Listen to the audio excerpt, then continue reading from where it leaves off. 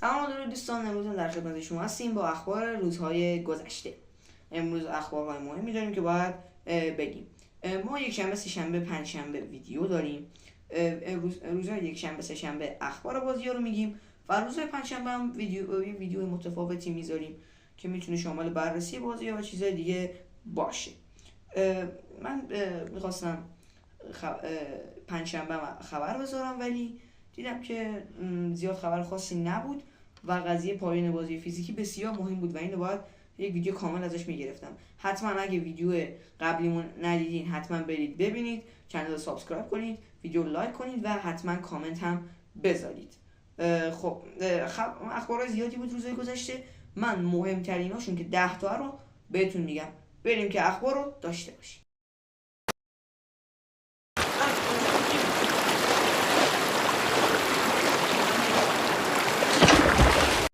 خب خبر اول مال بازی اونیموشا وای آف د سوارد هست. این بازی بود که توی مراسم سامر گیم فست جف کیلی معرفی شد و اینم بازی مهمیه و بریم که ببینیم خبر چیه.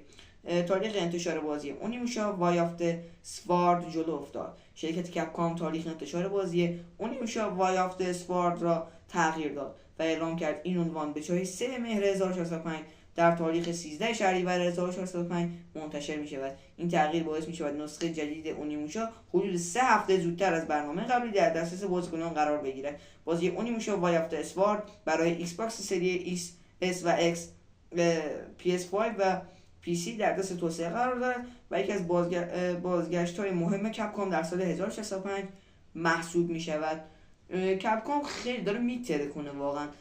تو مراسم جف کیلی رزیدنت ایول کد ورونیکا ریمیک رو معرفی کرد، همون رزیدنت ایول ورونیکا. اونیموشا هم که معرفی کرد و چیزم که داره تقریبا تبدیل فرانچایز میکنه، خودشون گفتن بازی پراگماتا. خیلی کپکام واقعا عالیه، همشون گن واقعا.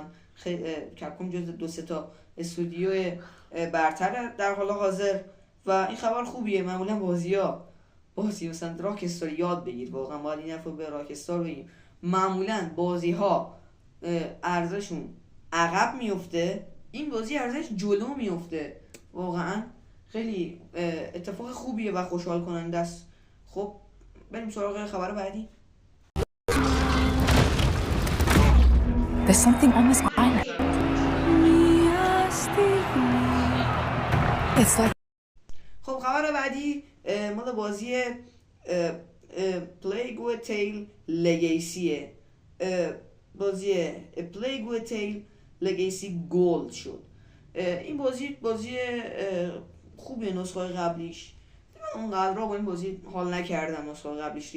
نسخه قبلیش یعنی Plague Tale Requiem هم که تقریبا اگه اشتباه نکنم 1 سال 2 سال پیش اومد و من اون نسخه اولیه‌شو بازی کردم و زیاد خوشم نیومد. ریکویم رو بازی نکردم. این جدیدم که گولد شد دیگه. بازی پلیگ تیل لگیسی رسما گولد شد، یعنی روند اصلی توسعه آن به پایان رسیده و بازی برای عرضه آماده شده است. این عنوان قرار است در تاریخ 5 شهریور منتشر شود و طبق توضیحات منتشر شده روی تجربه داستان محور و تک نفره تمرکز دارد. سیستم مبارزات بازطراحی شده، لوکیشن های تازه و چشم‌نواز و روایت اتمسفریک همیشگی مجموعه از مهمترین ویژگی‌ها هستند که برای این نسخه معرفی شدند. خوبه و نکته جالب اینه که این بازی تو مراسم قبل معرفی نشد، یعنی راحت میتونم تو این مراسم معرفیش کنم. و این شهریور مهر شلوغی هم داریم امسال، خیلی بازی داریم. آبان هم که کشیش میاد، کلا پاییز خوبی داریم امسال. شهریور هم خوبه. خب این هم این خبر. بریم سراغ خبر بعدی. according to the data in their networks, the ring has some kind of deep religious significance. They call it Halo. خب خبر بعدی مال بازی هیلوه. بازی هیلو کامپینگ ایوالد با تمرکز روی نسخه فیزیکی عرضه می شود. استودیو تایید کرده که نسخه فیزیکی بازی هیلو کامپینگ ایوالد برای ایکس باکس و پلی استیشن 5 شامل قاب و دیسک خواهد بود و این موضوع به عنوان یکی از ویژگی اصلی این بازی تبلیغ شده است. این استودیو در شبکه‌های اجتماعی رسمی خود دیسک فیزیکی را به عنوان یکی از قابلیت‌های کلیدی بازی برجسته کرده و به نوعی روی بازگشت تجربه فیزیکی تاکید دارد. و اینجا نوشته که بازی کل دیتاش نصب نیست دیسک، که نکته غیر قابل پیش بینی نبود، میدونستیم اما حدسشو میزدیم. و ببین به چه وضعی افتادیم. راکستار چیکار کرده با GTA 6 که ما بازی روی قاب و دیسک میاد باید ما خوشحال باشیم. دیگه چی بگم، دیگه چه وضعیتیه. بازی روی میگن با تاکید بر قاب و دیسک. خب مگه اصلا قرار نبود بازی با قاب و دیسک بیاد؟ بازی فیزیکی میدین که قاب و دیسک نداشته باشه، اصلا به معنی بازی فیزیکی نیست. این چه چیز مسخره ایه دیگه. راکستار اومده مردم رو توقع مردم کم کرد. مثلا بازی مردم میدن با شرکت ها میدن با دیسک، ما باید خوشحال باشیم میگیم ای ول دیسک دادن دی. از 2028 هم که دیگه دیسک نداریم و خوشحال باشیم میگیم آخ جان این بازی هم با دیسک اومد. تا 2028 معلوم نیست چه بازیایی قرار بدون دیسک بیاد، میگن متوقف میشه از 2028. خیلی اصلا نمیدونم، خیلی ناراحتم. چی آخه چه وضعیتیه؟ با تمرکز بر روی نسخه فیزیکی شورشو در آوردین دیگه، ول کنین دیگه، خسته شدیم ما. این کار درست حسابی انجام بدین. نمیدونم، بلش کن، بریم خبر بعدی تو بیشتر فشاری نشدم. خب خبر بعدی رسیدیم به خبرهای سونی. سونی این هفته بدترین هفته خودشو داشت. یعنی این هفته واقعا برای طرفدارای سونی که خودم یکی از طرفدارش بودم بدترین هفته بود. بریم برای خبر اول سونی. سونی به عرضه کنسول دستی نسل بعدی پلی استیشن اشاره کرد. شرکت سونی در صحبت‌های جدید خود به پلتفرم نسل بعدی پلی استیشن اشاره کرده و گفته از هدف این شرکت ارائه تجربه‌ای منحصر به فرد است که تنها جایگزینی برای پی‌سی نباشد. سونی اعلام کرده علاوه بر پیشرفت‌های سخت افزاری قصد دارد شیوه‌های جدیدی برای تجربه بازی ارائه دهد تا کاربران بتوانند به صورت طبیعی و یک پارچه فراتر از فضای اتاق نشیمن نیز از بازی‌های پلی استیشن لذت ببرند. این اظهارات بار دیگر گمانه‌زنی درباره توسعه کنسول دستی نسل جدید از پلی استیشن را تقویت کرده. نسخه دستی خوبه، خب نسخه دستی بد نیست، خوبه، خب ولی نکته ایه نباید جایگزین نسخه اورجینال باشه. میگم نسخه اورجینال بخش جایگزین کنسول دیگه باشه. مثلا نباید جایگزین PS6 باشه. یعنی اگه PS6 فقط کنسول دستی داشته باشه مثل نینتندو سویچ مثلا خوب نیست. اگر هم دستی باشه هم خود کنسول خوبه، یه جورایی مثل PSP و PS Vita. و یک نکته دیگه، کنسول دستی خوبه ولی نه مثل پلی استیشن پورتال، چون پلی استیشن پورتال یک کنسول بد نیست، یک زباله است رسما. تو باید بگیری، باید کنسولو که داشته باشی پلی استیشن پورتالو، باید PS5 هم داشته باشی، بعد PS5 تو روشن کنی، اینو به اون وصل کنی، یعنی PS5 تو همونو اجرا کنه تو تلویزیون روشن باشه و تو با اون بازی کنی. این چه چیز منبلیه، این چه چیز مزخرفیه.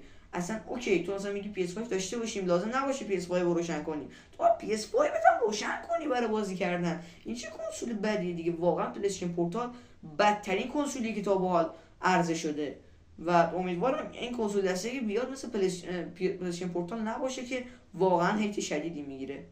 این از این خبر. بریم سراغ خبر بعدی. خب خبر بعدی باز هم یک خبر ناراحت کننده از سونی فروشگاه PS3 و PS Vita را تعطیل می‌کند. شرکت سونی اعلام کرده پلی‌استیشن استور روی کنسول PS3 و PS Vita به تدریج تعطیل می‌شود و پس از بسته شدن فروشگاه خرید محتوای جدید روی این دستگاه‌ها دیگر ممکن نخواهد بود. طبق اعلام رسمی پلی‌استیشن استور روی PS3 از مرداد 1405 در مکزیک، هندوراس و نیکاراگوئه بسته می شود. در ادامه این تعطیلی از اواخر 1405 به کشورهای بیشتری در آمریکای لاتین و خاورمیانه می رسد. در سایر کشورهای پلی‌استیشن استور روی PS3 و PS Vita در تیر 1406 تعطیل خواهد شد. با این حال کاربران همچنان میتوانند محتوایی را که قبلا خریداری کردن برای آینده قابل پیش بینی دوباره دانلود کنند. شرکت سونی دلیل این تصمیم را ناتوانی PS3 و PS Vita در پشتیبانی از سیستم جدید تجارت دیجیتال و استانداردهای تازه پرداخت اعلام کرده و گفته تمرکز خود را روی پلتفرم جدیدتر پلی‌استیشن میگذارد. بیان دیگه این کارم سونی کرد که ما به جای اینکه اگه یک بنده خدای PS3 و PS Vita رو داره هنوز و داره با اونا بازی دانلود میکنه و اینا، دیگه باید بفروشه دیگه، یا باید بره هکی و اینا بازی بگیره یا باید بره چیز کنه، باید بره PS4 بخره. این کارو میکنن که دیگه برن PS4 بخرن و واقعا ناامید کننده است همچین چیزی، به شدت خیلی ناامید کننده است. خب سونی تو داری چیکار میکنی؟ PS3 و PS Vita نه باید بگن اصلا بیاد PS4 و 5 بخرید، نباید ببنده دیگه. واقعا کار ناراحت کننده ایه. سونی واقعا داره ما رو ناامید میکنه، خیلی سونی ناامید کننده داره رفتار میکنه و گفته دیگه هر چی بازی میخواین تا موقع بگیرین که دیگه بای بای PS3 و PS Vita. خب اینو از این بریم سراغ خبر بعدی. خب باز هم خبر سونی هوش مصنوعی را به اولویت آینده پلی‌استیشن تبدیل می‌کند. سونی میگه هوش مصنوعی نقش پررنگتری در آینده پلی‌استیشن خواهد داشت و به یکی از اولویت‌های اصلی این شرکت تبدیل می‌شود.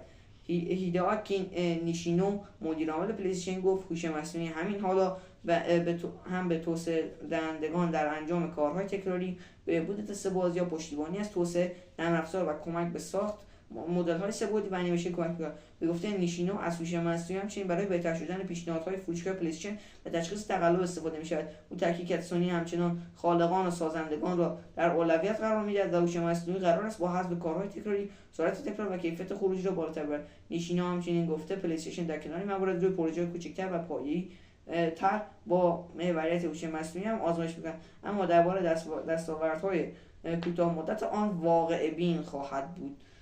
ببینید سونی نمیدونم چرا داره مسیر مایکروسافت رو میره. مایکروسافت هم یه زمانی از این کار رو میکرد و داشت نابود میشد. سونی هم داره خیلی هیت میگیره و ضررهایی هم میبینه. سر نسخه فیزیکی من مطمئنم ضرر میکنه، سر اینم احتمالش هست ضرر کنه سر این چیزا، ولی سونی واقعا داره اشتباه میکنه. خب هوش مصنوعی نباید جایگزین انسان باشه. هوش مصنوعی نمیتونه، هوش مصنوعی چیز خوبیه ها، ولی نمیتونه جایگزین انسان باشه. انسان عقل داره، چیزی که هوش مصنوعی نداره. هوش مصنوعی خیلی خوبه برای استفاده، خوبه برای یادگیری بعضی چیزا خوبه، ولی نمیتونه جایگزین انسان باشه. خیلی چیزا رو مثلا میگی دست هوش مصنوعی درست کنه، مثلا من چندین بار یک عکس رو دادم به هوش مصنوعی درست کنه، هوش مصنوعی به قدر این عکسو بعد درآورده. هوش مصنوعی خیلی ایراداتی داره. هوش مصنوعی نمیتونه به اندازه انسان عقل داشته باشه و این کار اشتباهه. نباید کار خودتو دست هوش مصنوعی بدی و امیدوارم سونی بفهمه و این کارا رو نکنه. این از این خبر. بریم سراغ خبر بعدی. سونی پلی‌استیشن چاپ دوباره بازی فیزیکی قدیمی را بعد از 2028 هم ادامه میدهد. پس از اعلام توقف تولید نسخه فیزیکی بازی جدید از ژانویه 2028 پلی‌استیشن حالا به ناشران اطلاع داده که همچنان میتوانند برای بازی‌هایی که بیش از این تاریخ منتشر شدن سفارش چاپ مجدد دیسک ثبت کنند. طبق این اطلاعیه تمامی بازی‌ها منتشر شده تا پیش از مهلت تعیین شده حتی در سال‌های بعد نیز امکان چاپ دوباره روی دیسک را خواهند داشت. البته پلی‌استیشن اعلام کرده فرآیند ثبت سفارش دیسک تحقیق خواهد کرد و جزئیات آن بعداً منتشر می‌شود. از سوی دیگر بازی جدیدی که پس از ژانویه 2028 عرضه میشن همچنان میتوانند به صورت فیزیکی در فروشگاه حضور داشته باشند، اما به جای دیسک احتمالاً با کد دانلود یا فرمت‌های دیجیتالی دیگر عرضه خواهند شد. جزئیات دقیق این روش هنوز اعلام نشده است. و باز هم یک خبر مزخرف دیگر از سونی کلا این هفته گند زده. بخور تو سرمون همچین چیزی میخوای چیکار؟ حالا که اومده گفته من دیسکا رو متوقف میکنم، چند روز پیش اومد گفت حالا میگه دیسکای قدیمی رو تولیدش رو میتونید درست کنید. خب این چه چیز مزخرفیه؟ از قبلش هم چیزی قرار بود باشه، چرا باید همچین اتفاقی بیفته؟ مثلا من تو این ویدیو به قدری فشار خوردم که تو 4 تا ویدیو قبلی مثلا فشار نخوردم. واقعا این حرفا آخه سونی داری چیکار میکنی؟ چیز مسخره. چاپ بازی‌های قدیمی رو ادامه. خیلی مزخرف این خبر. واقعا سونی چیکار داره؟ چیکار؟ بازی‌های بعد 2028 رو می‌خری، باز می‌کنی و میگی بازی کو؟ فقط کده. خیلی مسخره است. اوکی. بریم سراغ خبر بعدی. شایعه تازه از زمان عرضه پلی‌استیشن 6 منتشر شد. طبق ادعای میل آمند پلی‌استیشن 6 ممکن است در پاییز 2027 عرضه شود. بر اساس این گزارش انتظار می‌رود فاکس کان تولید انبوه کنسول جدید سونی را از ماه مه 2027 آغاز کند. گفته میشه پس از شروع تولید انبوه عقب انداختن زمان عرضه برای سونی پرهزینه خواهد بود و به همین دلیل پاییز 2027 میتواند بازه جدی‌تری برای عرضه پلی‌استیشن 6 باشد. البته این اطلاعات هنوز به صورت رسمی از سوی سونی تایید نشده و فعلا باید در حد شایعه در نظر گرفته شود. به نظرم پلی‌استیشن 6 همون 2028 میاد، چون سونی داره تولید دیسکای فیزیکی رو از اول 2028 قطع میکنه. به نظر منم پلی‌استیشن 6 میتونه اوایل 2028 تا اواسطش بیاد. این خبر به نظر من 2027 نمیاد، فکر نکنم. همین 2028 چیز منطقیشه. 2027 نباید انتظار داشته باشیم، من فکر نکنم. حالا شایدم بیاد، نمیدونم. اینم از این خبر. بریم سراغ خبر بعدی. خبر بعدی افزایش احتمالی دوباره قیمت پلی‌استیشن پلاس در راه است. سونی میگه هنوز در حال بررسی قیمت گذاری سرویس پلی‌استیشن پلاس است و احتمال افزایش دوباره قیمت این اشتراک وجود دارد. این شرکت اعلام کرده هدف اصلی بهبود سودآوری پلی‌استیشن پلاس است، موضوعی که میتواند به تغییر دوباره قیمت پلن‌های مختلف این سرویس منجر شود. هنوز زمان یا میزان احتمالی این افزایش غیر مشخص نشده، اما اظهارات جدید سونی نشان می‌دهد قیمت فعلی پلی‌استیشن پلاس همچنان نهایی تلقی نمی‌شود. پلی‌استیشن پلاس خیلی بده. می‌بینید من نزدیک 2 سال پلی‌استیشن پلاس خریدم. واقعاً پلی‌استیشن پلاس چیز مزخرفیه. ببینید گیم پس خیلی از پلی‌استیشن پلاس بهتره. پلی‌استیشن پلاس رو می‌خری تقریباً $100 $120 یک سال میخری و بهت یک بازی زباله مش بازی زباله تحویل میده. یعنی تو یک بازی رو بخری توی سال 4 بار تمامش کنی بهتره تا اینکه بری پلی‌استیشن پلاس رو بخری. یه مش بازی کثافت تحویلت میده که فقط برای بازی کردن مثلا التیمیت تیم اف سی باید تو پلی‌استیشن پلاس سود میکنی بخری و اینا واقعا آشغال. پلی‌استیشن پلاس گیم پس حداقل 2 تا بازی همون اول میاره. پلی‌استیشن پلاس 3 سال طول میکشه این گاد آف وار رو بیاره، ولی تو گیم پس رو میخری مثلا همون روز اول برات گرز آف وار رو میاره، روز اول برات کال آف دیوتی میاره، هیلو رو میاره. این چه خبر؟ پلی‌استیشن پلاس داغونه و داره گرونم میشه. نمیدونم این چه خبر مزخرفیه. اوکی، این از این خبر. بریم سراغ خبر بعدی. خب خبر بعدی بازی کال آف دیوتی مدرن وارفر 3 به فهرست ماهانه پلی‌استیشن پلاس اضافه شد. شرکت سونی بازی ماهانه پلی‌استیشن پلاس اسنشیال برای تیر 1405 رو معرفی کرد و این عناوین از 16 تیر در دسترس کاربران قرار میگیرد. مهمترین بازی این ماه کال آف دیوتی مدرن وارفر 3 است که برای PS5 و PS4 عرضه میشود و شامل بخش داستانی چند نفره و زامبی خواهد بود. 2 بازی For the King 2 و کروسکوت هم در کنار آن قرار دارند. اولی ترکیب از روگلایت و المان‌های رومیزی با پشتیبانی از کوآپ 4 نفر است و دومی یک اکشن نقش آفرینی 2 بعدی با حال و هوای 16 بیتی و داستان علمی تخیلی محسوب می‌شود. این بازی‌ها بدون هزینه اضافه برای تمام کاربران پلی‌استیشن پلاس قابل دانلود خواهد بود و تا زمانی که اشتراک فعال داشته باشند در دسترس میماند. بعد چند سال داره میاد مدرن وارفر 3 میده. تو پس همون روز اول تهش یه سال یه ماه اول میاد این بازی. بعد این بازی زباله تازه اومده. چرا ما باید مدرن وارفر 3 بیاد تو پلاس؟ حداقل بازی دیگه میآورد. تازه بدترینش هم آورده. مدرن وارفر 3 جزو بدترین کال آف دیوتی هاست. خب میومد مدرن وارفر 2 رو میآورد، ما دیگه هم رضایت داشتیم. مدرن وارفر 3 که بدترین کال آف دیوتی هاییه که آورده و خیلی خبر. خب داشتم میگفتم ویدیو قطع شد متاسفانه. واقعا کال آف دیوتی مدرن وارفر 3 خیلی بده. این خبر رو به شدت ناراحت کننده. کال آف دیوتی مدرن وارفر 2 رو میآورد. تو ناراحت کننده هم که نه، ولی خبر خوشحال کننده نیست. این خبر مدرن وارفر 2 رو میآورد. نه حداقل نمیدونم گیم پس خیلی بهتر از پلی‌استیشن پلاس. خب این از اخبار امروز. خیلی ممنون که ویدیو رو تا انتها تماشا کردین. حتما ویدیو رو لایک کنید، چنل سابسکرایب کنید، کامنت بذارید. ویدیو قبلی هم اگه ندیدید برید حتما ببینید. از این بعد برنامه‌های زیادی برای چنل داریم و قراره که بهترین ویدیو رو براتون بذاریم و اگر هم که صدای من در این ویدیوها مشکل داره به زودی خب دوستان داشتم میگفتم اگر که صدای من در ویدیو مشکل داره خیلی ببخشید. قراره من یک میکروفون بخرم و از هفته دیگه ویدیو من با میکروفون باشه. خیلی ممنون که این ویدیو رو دیدید.